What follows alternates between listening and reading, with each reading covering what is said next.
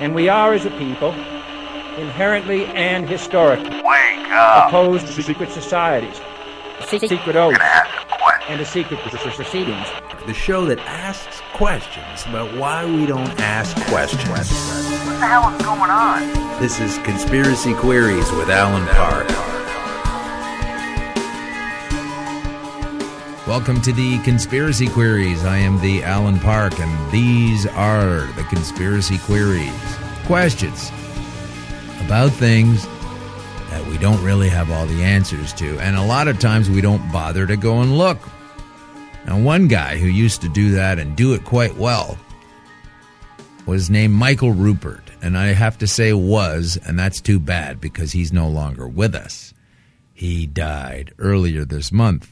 There's a report out that he killed himself. There's more than one report that he killed himself, but if you look at the history of Mike Ruppert and what he was researching and the things he said and his pedigree of parentage and the different point of view that he was putting to the American society that's been run by the Bush clan and the Obama folks for quite some time. And Mike was able to find a lot of holes and problems with that system. And he talked about it. There's a great movie called Collapse. You should see that. And he wrote a great book called Crossing the Rubicon.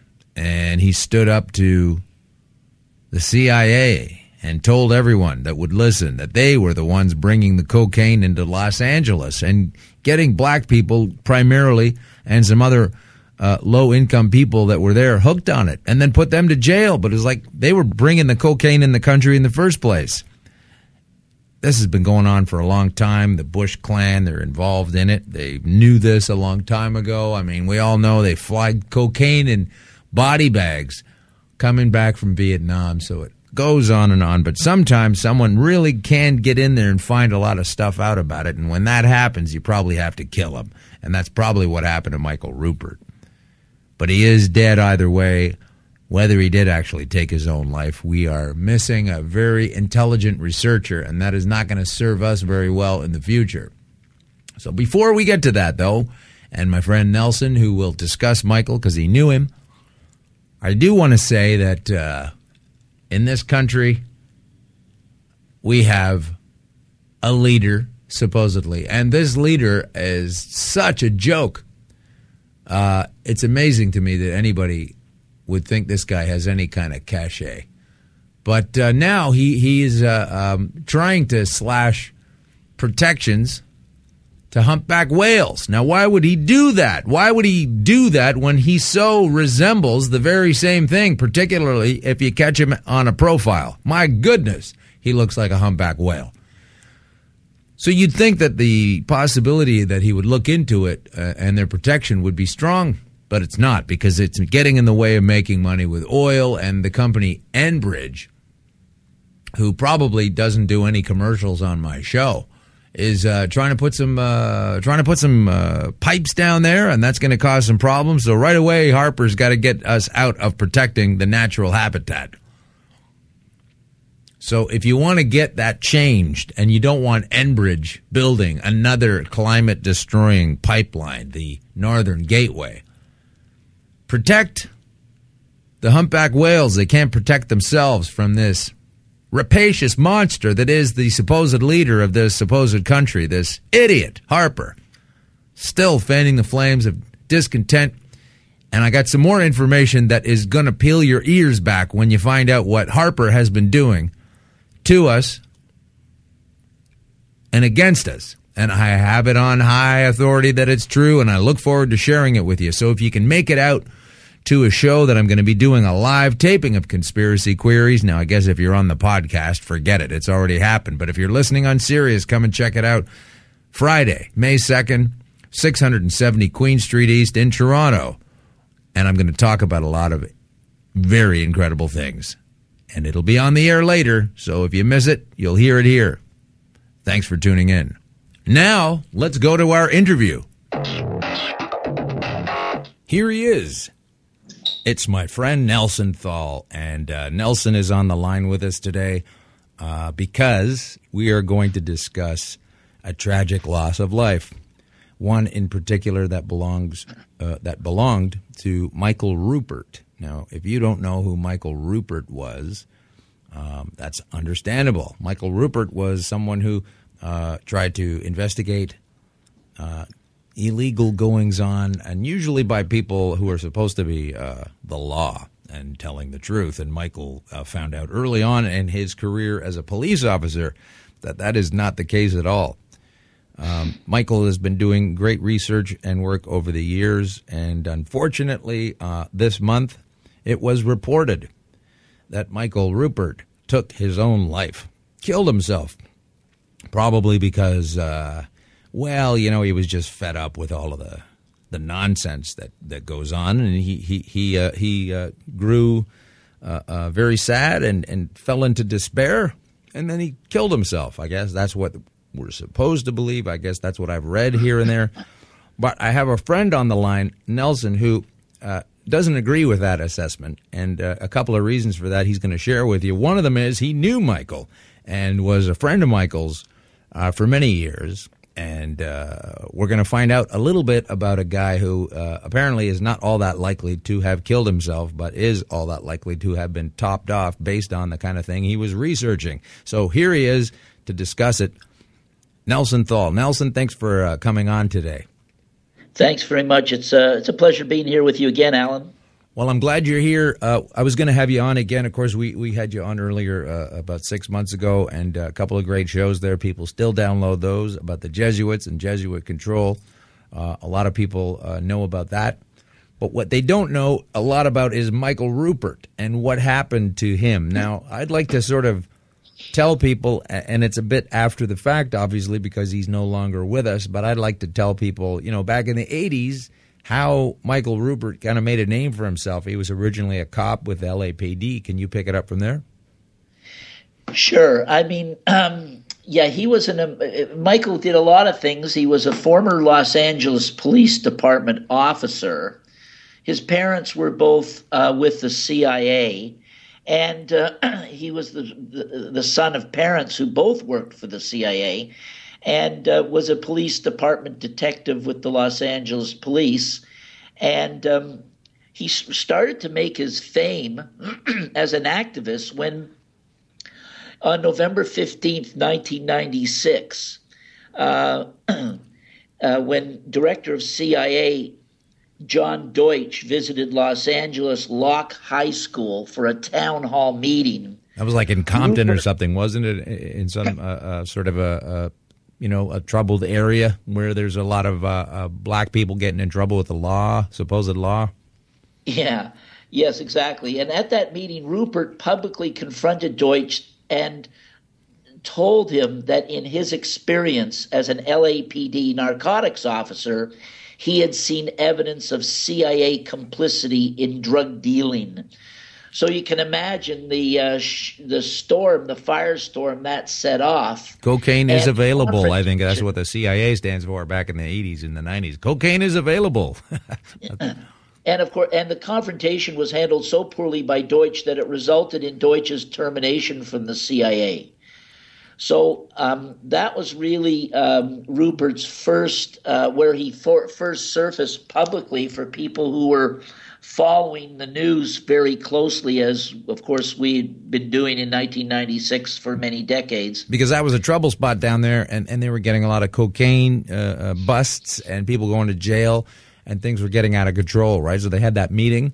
And that's where John Deutsch came down. They had the meeting. I didn't know about the meeting, or I hadn't heard of Ruppert until that was covered publicly, right. That confrontation. I was always covering the CIA, and anytime the CIA director made statements, we were covering it and following it. So now he called him right out, though. He said, listen, you are in charge of the CIA. The CIA is the body that's bringing the drugs in here. So don't sit here and hassle all these people and put it, ruin their lives when you're the guys that are the ones bringing it in the first place. That's what he said. Yeah, and of course he pointed out to the crowd that he was an LAPD narcotics officer. Yeah, that helps. So this was really stepping out of line. Now, do you remember how well that was reported at the time in the mainstream news? I would imagine that'd be like, whoa, this cop said that, the CIA is bringing in the cocaine, and it was on the news, and he was there in front of these people. Now, did that get even on TV? I'll bet it didn't. Well, it wasn't well covered. It was only covered in the underground and just slightly above underground press. It did. It really wasn't given the type of coverage that it should have been given. Right. But he went on from there to become an investigator and a journalist, left the Los Angeles Police Department. And he wrote, as a result of that, he became a watchdog. He created From the Wilderness, which was a watchdog publication that exposed government corruption, including his experience with CIA drug dealing activities. Mm-hmm. And is that still in publication? That From the Wilderness? I think they started that in 96 or 2006. Yeah, it's still in publication, but he distanced himself from it years later. But his book, Crossing the Rubicon, right, were really among the few sources of independent thought in the months following the 9/11 attacks. Mm-hmm. Now, what does that book get into? Well, Crossing the Rubicon, of course, that's a reference to the river in Europe, and when you go to battle, once you get over there, that's it. You're in. No turning around. Crossing the Rubicon refers literally to the start of Caesar's civil war. Metaphorically, it means a point of no return. Right. But it comes from the fact that it means Caesar's civil war, the crossing the Rubicon, and it's the point. Crossing the Rubicon marked the point at which the Roman Republic became a Roman Empire. So he wanted to pick up a lot of flavors with that book. He had discussed with me. I had met him here. He came on a speaking tour here, and I had the opportunity. You say here, you mean Toronto? He asked me to MC, and that's when I got to meet him and spent about 2 or 3 hours on stage with him, and then went to dinner, and we compared notes. I learned a lot from him and about what was going on with the CIA drugs, and we talked a lot about going right back to the Kennedy assassination, which he was also interested in hearing from me. Mm-hmm. Now, what was Mike working on these days? What was he talking about or researching recently? Well, to bring it up to really, you know what? He had left and went down to Argentina, and I had lost contact as soon as he went to Argentina a few years ago. I think it's more than a few. It's about 4 or 5 years ago. He went down to Argentina because his life was threatened. And all his phone numbers went dead, and that's when I lost touch with him and never heard from him after that. But he was obviously involved. He got involved in the Philip Marshall, if you recall, the pilot Philip Marshall, who was a CIA pilot, who his family was murdered. He and his family were murdered. He was very much involved with Mike Ruppert. These men are really brave journalists. These people. Now, Philip Marshall is another man who wrote a book. He wrote a book on I think it's called The Great Bamboozle. The Great Bamboozle, and he wrote it, and it's all about the his version of what he thought happened on 9/11. And now that guy. The movie was called Unthinkable, an airline captain's story, right? The movie. I didn't know there was a movie. Who put that out? What is that? A documentary or what is that? Yeah, it's called Unthinkable, an airline captain's story. You know what? I can put it up right now on my Twitter if you like, and people do that. Pick it up. So earlier, the time that I came across Michael Ruppert was, in fact, in the 90s. I got a VHS cassette somebody gave to me. I don't know where I got it from. And I watched this guy go to town against the CIA Director, John Deutsch, telling him where it was. And the people in the place, the citizens, they were jumping around and loving it. Like they couldn't believe this guy was riding into the rescue. And he's been doing that kind of thing for a long time. And I have to wonder, when someone is positioned, as was Michael, to research a lot of this dark stuff and a lot of these terrible people doing horrible things. And when I say that, I mean like some of the psychopaths that hold political office in this country and in others. You know who you are, and I'm coming for you. But I don't understand why this is, because like here, the thing I want to say, Nelson, is that this guy, I mean, it's so likely that he was killed. But it's also conceivable that he was just so into the mire of knowing about all the darkness and this horrible stuff that's going on and the research that he's done and thinking, you know, I'm not getting any younger at 60-something. These guys aren't they're criminals. They're never going to change. Maybe I'm going to top myself. So I'm kind of left with the position of the very likely case of either one. He's either killed himself or someone killed him because he's getting too close and sniffing around and finding out things that people don't want him to find out. I can totally believe either one of those, but I just don't know which one that it is. Yeah, well, when I was last saw him, which was in 2003, face-to-face at that OISE, Ontario Institute of Studies and Education in Toronto on Bloor Street, when I met with him there, he said to me, you know what, if you ever hear that I've committed suicide, you know it's a lie. It's not true. They may use my handwriting, take my handwriting and leave a note, but I'll never commit suicide. So he told me that. And by the way, I just want to correct something, a minor thing. Sure. He left in 2006 for Venezuela, not Argentina, and he claimed the government harassment and fearing for his life was the reason and vowed not to return.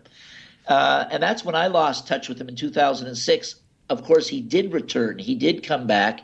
And, the title of the book was Crossing the Rubicon, and the subtitle was The Decline of the American Empire at the End of the Age of Oil. So he wrote he wrote that book, and you look at his documentary films, and to be putting that stuff out and to have the contacts and the connection with the CIA through his parents and be a L.A. police detective, he was definitely a threat to the ruling elite, and he was targeted years earlier, to be taken out, and they just finally caught up with him. The thing that was concerning me about his death was that a neighbor and a friend are apparently reported to be going out of their way to go, look, I know it was, it looked suspicious and everything, but this was real suicide, and he was really upset, and he really did kill himself, and I know that for a fact. So say folks that found him on the scene and friends. So if he was convinced and told you that, they might change his ID or some kind of thing, to make him dead, get rid of him, then for sure they could fudge a witness. But these folks are they're saying they're friends of his, and they know that he killed himself. So, I mean, I guess you're paying somebody off, or I don't know how it works. Well, of course, his film Collapse, directed by Chris Smith, was an American documentary film exploring the ideas, the theories, and the writings of his own ideas on what happened on 9/11. It premiered in Toronto at the film festival. Right. So Michael Ruppert had, I saw this. It's a very gripping film. Everybody should see it. He's sitting there in a room. I don't know. It's kind of like a bunker or something, in a concrete bunker. He's smoking a cigarette and just telling, the interviewer, his perspective of all of this bad news that he's predicting is going to happen regarding peak oil. So what did you think about that work of his? Oh, it's all his work is terrific. He not only did Collapse, but he did a film called The 9/11 Report You Never Saw, The Great Conspiracy. He did a film called Peak Oil, Imposed by Nature, Zeitgeist, Moving Forward, The End of Suburbia, American Drug War, The Last White Hope, and Apocalypse Man. I mean, all his films are classics. He was chastised by the Wall Street Journal as being a conspiracy theorist, which is the term they try and use to denigrate those who are interested in pursuing the truth. Yeah.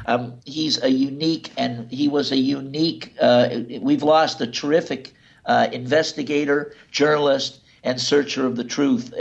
He just made himself such a threat to the ruling elite, they had to suicide him. Yeah, I guess. I mean, that book, Crossing the Rubicon, is really impressive. I mean, it's just such it's another way of thinking. You know, it's a way that wasn't happening at the time. Everybody was rushing in, and George Bush said, "Oh, they're going to hear us holler now," and everybody kind of bought into that nonsense, you know. But he was never like that. He uncovered that stuff. But the reason I wanted to ask you about Collapse is because despite all of his Michael's investigation into it, I don't know if there really is a peak oil situation. You've heard about a lot of these people, climate change people especially, that say, "Oh, there's no, there isn't any of that. You know, there's all kinds of oil. Don't worry about it. That's another engineered fear." Now, do you think he was onto something, that we're really kind of running out of it, or was he taken in, or was it? Well, I don't agree with everything that he investigated, that he looked at. When it comes to peak oil, I have a separate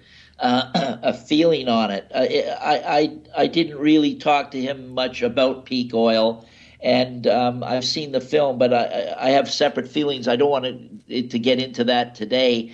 But as an investigative journalist, when it comes to assassinations and the works of the CIA and the intelligence community, he had an insight and an understanding that very few people who were in the back room have come out had. He was unique. Yeah, so he could put his point of view across credibly in such a way he could, explain it and argue it, from the point of, he knows that that's what it is and he can explain it. So people understood him a lot more than, people that just say they know things and try to prove things. Yeah, so, exactly. It's unfortunate because I'll tell you, it makes me afraid a little bit sometimes when those guys go down like that and people buy into. I mean, there's so much warning ahead of time. He's looking into the dark side of those that claim they're taking care of us. He's checking out criminality connections in the government, and on and on and on. And then he kills himself, and everybody buys it. I don't know why people think that. That kind of thing doesn't happen. It obviously does, and he's a prime candidate for it, unfortunately. Yes, and of course he's not the only one. There's been others, but he was unique. The fact that he had the close connection through his parents with the CIA, and that he was an L.A. police detective and was a drug investigator for LAPD. It gave him when he spoke, he was able to speak with an authority that few other people are able to do and have been able to do. I don't know anybody else who can really, or that's around today that can do that. Yeah. Well, they go down one by one, I guess, is the plan. Yeah. All right. Well, what? He obviously, if you look at the movie Collapse, he certainly recognized, he used to always say, "Hey, where's the plane that hit Building 7, and how does a building, if it's," he just realized the whole government's official story was a pure lie. Oh, yeah. And, of course, Collapse is about basically how he starts out with the fact that the building fell at the speed of gravity. Mm-hmm. And if the government story was true, and the heat of the gasoline melted the metal that was holding the floors up, and they started to pancake down, then the building never would have fallen at the speed of gravity, but something a lot slower. So he started to just explore what is the obvious to somebody who understands counter-propaganda science and doesn't get bamboozled by the propaganda. Yeah. Well, I don't know how people are still fooled by that. I mean, that whole magic show. Well, it's the big lie, as Goebbels pointed out. I truly believe that the people are so bamboozled and are so frightened that they'll accept Big Brother, and you can have a plane fly in one side of the building and out the other, and if the major media said that's happened, the people will believe it, even though it's absolutely against the laws of physics. And Ruppert recognized that the official story by the government was completely against the laws of physics. And anyone who hasn't seen the movie Collapse, I suggest they get it. It was just terrific. And in that movie, he's talking about the collapse of the trade centers. He's talking about the collapse of the economy. He's talking about the collapse of the peak oil system. I mean, it's not just one word, It's a lot of things going on there. He's got it woven together like it's all connected. Yeah, exactly. Good point. Mm-hmm. Yeah. Well, I wish he were still here. Now, I was telling you earlier off of the air about Michael Hastings, and you hadn't heard about this guy. Michael Hastings. Yeah, tell me about Hastings. Well, he was a reporter, a good one. There's about 5 of them left. And he was one of them, and he had been around on some shows and like written for, Rolling Stone and that kind of thing. And he wrote the article that was apparently was very descriptive of some shortcomings with the man Stanley McChrystal, who was a general leading. I don't know if it was Iraq or Afghanistan or some other invasion that shouldn't have been going on based on a lie that criminals perpetrated before that Obama signed off on. But one of those kind of guys. Anyway, he was a big general, and this guy, Michael Hastings, wrote a big story about him, and it was an expose on some things. And the next thing you know, that guy had to quit. So he was a general that was taken down by a journalist. Apparently, he'd had another story a few years ago where someone else high up had been taken out by his research and publication of some facts against somebody. And I think Rolling Stone, a lot of people still read that. They have good articles in there sometimes.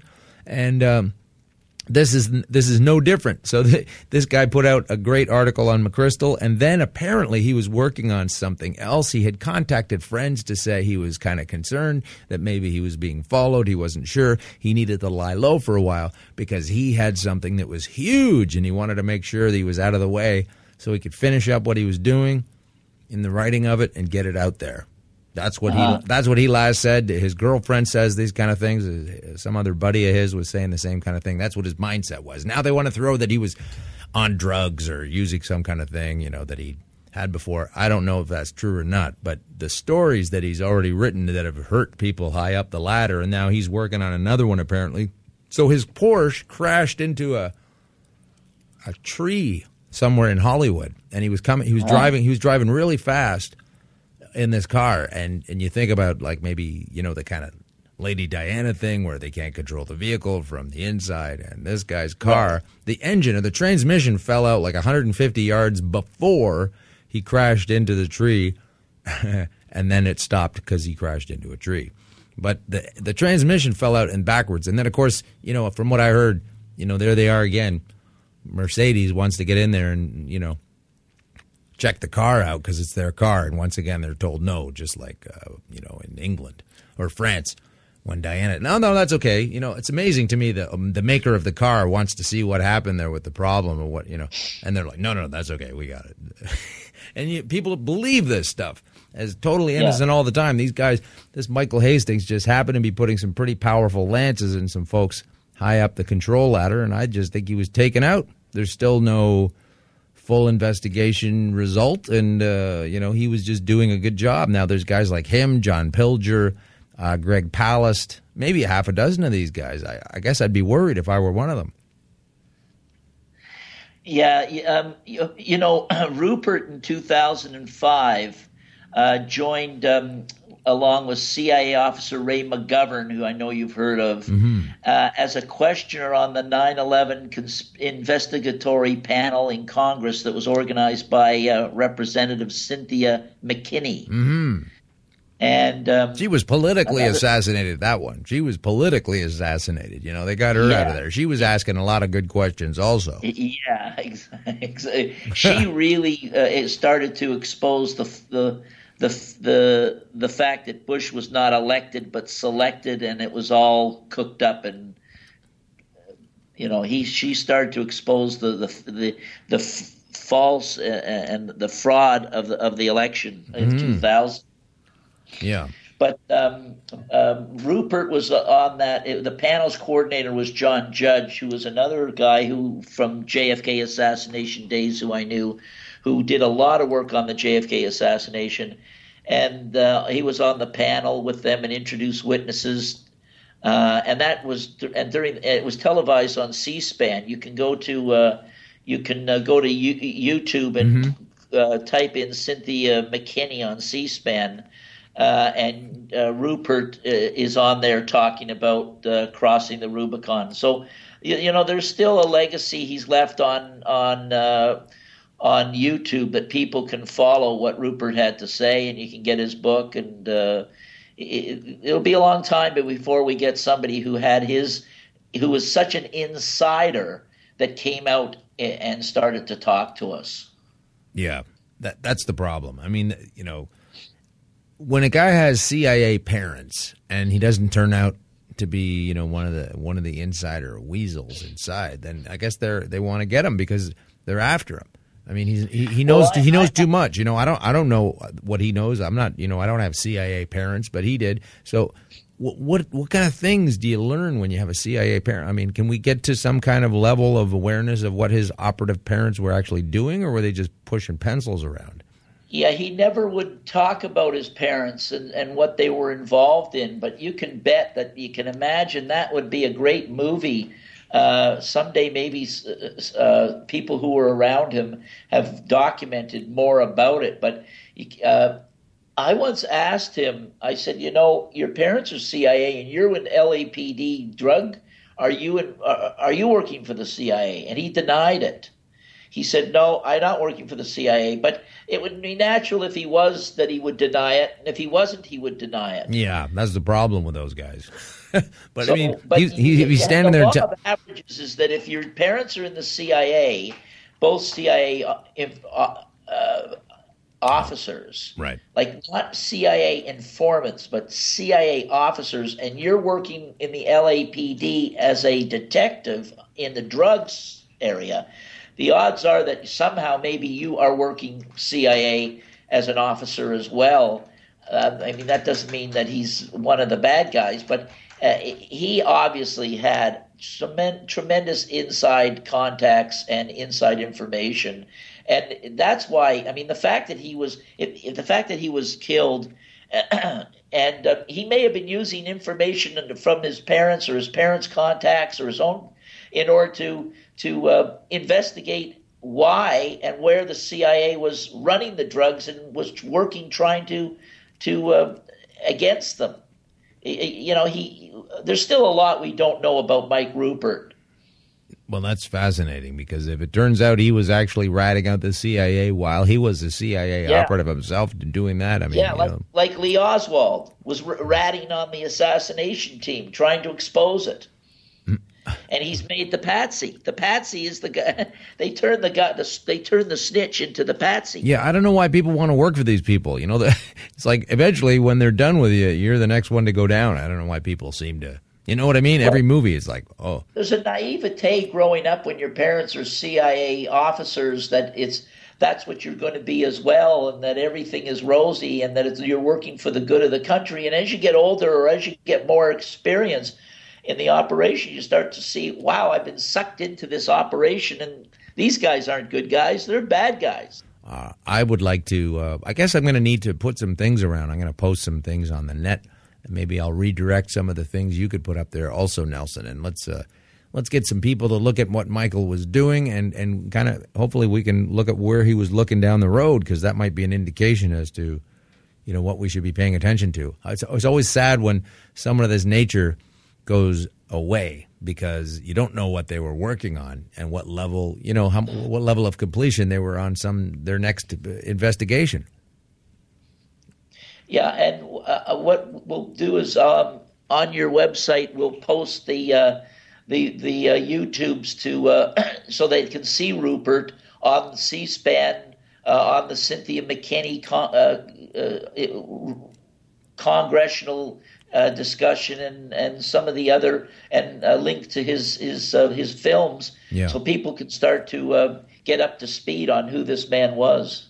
Yeah, they should. And speaking of that, it'd be nice to see Cynthia McKinney come back. I don't understand why she couldn't take another crack at it in the Obama supposedly Democratic time of things. I mean, they gave her a rough ride when she was hacking away at George Bush's heels. But well, of course, Obama being the Othello of our era, a noble Moor in service to the Vatican state, he really would not be too happy with Cynthia McKinney doing what she does, regardless of her color of her skin. Right. I'm sure she wouldn't. She being a black woman. Yes. So people don't know that. Yes. Cynthia McKinney is a black woman, a Democrat from Georgia. Well, I hear what you're saying, but I hope she finds a way to get back in anyhow.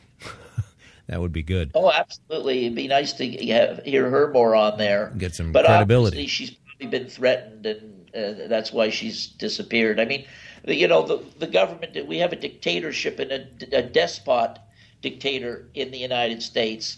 And the real dictatorship is invisible. It's behind the scenes, and it's got puppets out front, like the President of the United States. But the real commander-in-chief, George W. Bush, is still behind the scenes running the military. And that old coot, you really think so?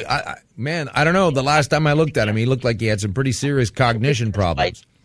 I think that's why they fumbled the oath.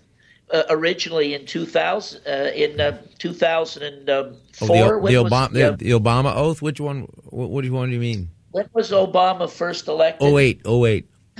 So if you recall, he stammered on the oath. Yeah. And they said that he would have to do it again, and they claimed that they did it again privately in the Oval Office.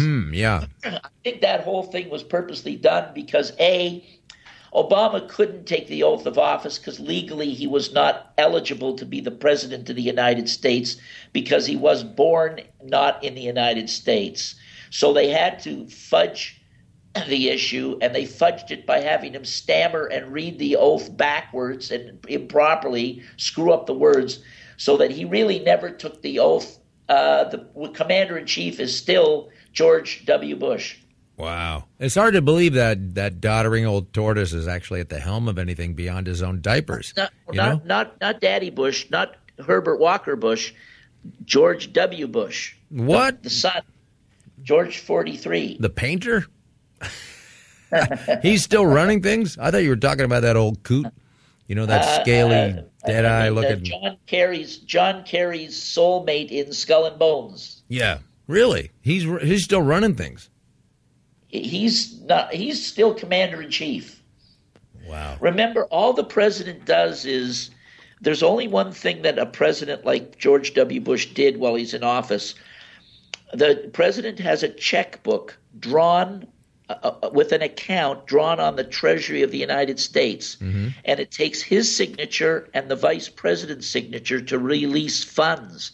So all George W. Bush had to do was his dad made up the checks, and then he would just sign them, and Cheney would sign them, and that would be it.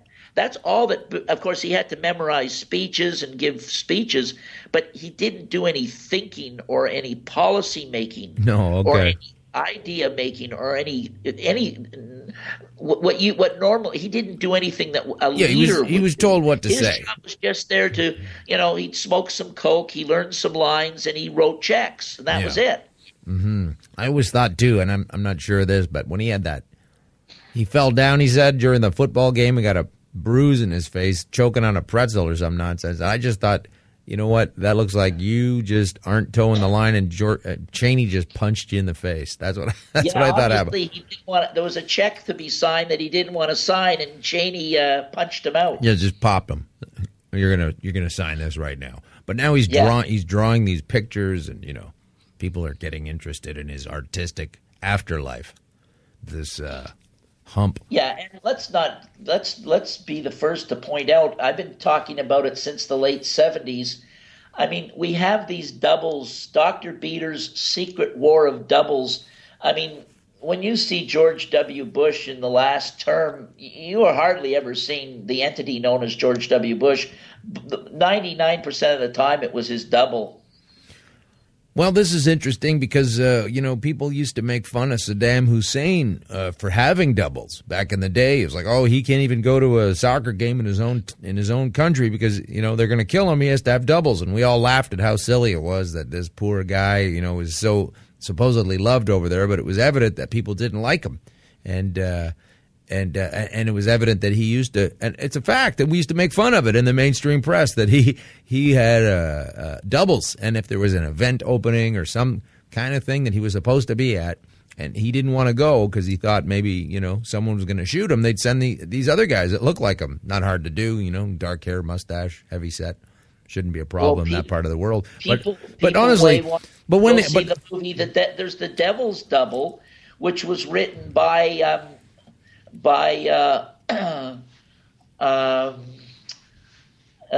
I think it's the dual role. It was about Uday Hussein and the real guy's name is Latif Yahia, and he was the double for Uday Hussein, and he did a story, and Hollywood brought it out in 2011 as a movie. It's called The Devil's Double. Oh yeah.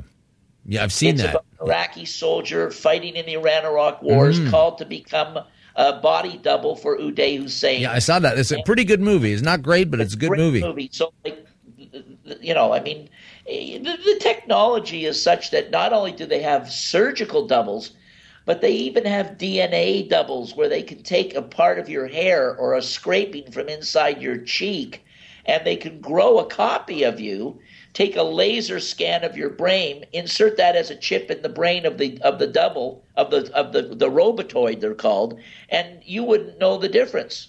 Yeah, well, in fact, it was Dr. Beater who pointed out that there's an episode where they took Jimmy Carter's double was allowed to run in the Boston Marathon, and during the race, the double keeled over on its side, and it kept on running on its side like a machine. It kept on just moving its legs and moving its arms as if it was running upright, but it was on its side, and the security guards put a cover over it, and threw it into the back of a car and took it away. Man, I hope that happens to George Bush sometimes. I'd like to see him flailing on the floor and have him scooped up and thrown in the back of a truck and take it away. Bush or Obama. Yeah. But they've perfected the robotoids now. But hang on, we're getting a little far away from. I know they've perfected the robotoids. I live in Canada, and there's one leading the progressive, the Conservative Party. He's a prime minister. He's a robotoid if I ever saw one. Dead eyes, nothing but lies. Anyhow, I want to talk about. The Russians perfected it first, and they were called synthetic automatons, and the Russians are leading in that. But okay, I want to talk about this for a minute, though, just before we go, because we're going to have to leave soon, and I do want to talk about Michael Ruppert some more before we go and tell people where they could find out some things about him, because he was a guy trying to make heads and tails of this mess that we're in. These lies that are coming at us. Here's the thing that I can't understand, though, Nelson. When we were making fun of this guy for dying, for Saddam Hussein for having doubles, we used to do it all the time because he was a bad leader, we said, and therefore he can't be trusted, and therefore that's why his people want to kill him. So it was entertaining to us in the West that he had to have these doubles, and we used to joke about it. Then he's dead. We supposedly kill him after the fake tear down of the statue in the square that was actually not even real, and then they added people to the picture to make it look like there were a ton of people when there weren't, and all of that kind of thing. But I tried to bring up at the time, what if that's a Saddam Hussein double? What if it's not really him? How do we know this? And everybody that I talked to was like, oh, come on, don't be ridiculous. For sure that's him. They got him. And how can you be so sure that you've got the guy when you're in a place where already and you've admitted and enjoyed the fact that the guy already has at least 2 or 3 other doubles? How do you know this one's not a double? Now, maybe it wasn't, but they wouldn't even entertain the notion. And that is the trick that you said that I think is the most powerful one, because the government, they can lie and do all these kinds of things, but they're convincing people without any effort that these crazy things are the truth. They convince people of what's happening with 9/11 without any kind of proper investigation, and it turns out it's all fake anyway. They keep doing this stuff, and why do people keep on buying into it like there's some kind of precedent of truth there when there isn't? Well, of course, Sherman Skolnick pointed out and published the bank account that Saddam Hussein had at Coutts Bank, London, with the Queen of England and with Daddy Bush, and he released that. and they had $100 billion float in the account that they kept just for rainy days. And he owned a seat on the. He has a right to a seat on the board of Chrysler. Daimler Chrysler owns a good chunk of Daimler Chrysler to this day. He's still alive, Saddam. Saddam Hussein. And he owned Chet, the French company, and he owned Fairchild Missile Corporation. So, and Fairchild Missile Corporation sold a third of all the smart bombs that the Pentagon purchased were purchased from Fairchild. So when everybody was watching Bernie Shaw on CNN show smart bombs hitting Baghdad, the joke on America was that a third of them were purchased by Saddam's company Fairchild. This guy lives in a look, these guys manufacture and take themselves out. They're using doubles, and they go into witness protection programs. These people, you don't have a bank account with the Queen and George Bush, and then you're doing business with these people. You just disappear, and you change your identity and wind up with having Thanksgiving dinner with. I'm told all he's got to do is cut his hair off and the mustache. You'd never know him. Saddam, he's just got to cut his hair off and cut his mustache. You'd never notice. I was told that to this day, when Osama bin Laden, who's a Saudi prince, flies his plane from Saudi Arabia to George Bush's ranch, I was told this by a man who used to fly Air Force One helicopter. He's a 4-star general. He says that when that plane, Osama bin Laden plane, leaves African airspace, American interceptor planes escort his jumbo jet all the way into Argentina where Bush has his ranch. So these people are still alive. There's much hilarity behind the scenes, as Marshall McLuhan said. That's absolutely right. Much hilarity, other than the fact that the reason you're on the show today is to discuss the career of a guy who was a great researcher, had a lot of truth to say. He did us all a lot of favors. This is another one of these guys that you like to say, on the shoulders of giants we stand, and we can't get to the end of these questions and problems until people like that step up to the plate. He did. He went down too early. I'll always be suspicious of his death because, come on. It's highly likely that he was killed, but it's definite that he is going to be missed, and his contribution is we're going to be worse off not having it. Oh yeah, a guy like Ruppert wouldn't. He may have gone through periods of depression. It makes sense. Anybody would. That doesn't mean he'd kill himself.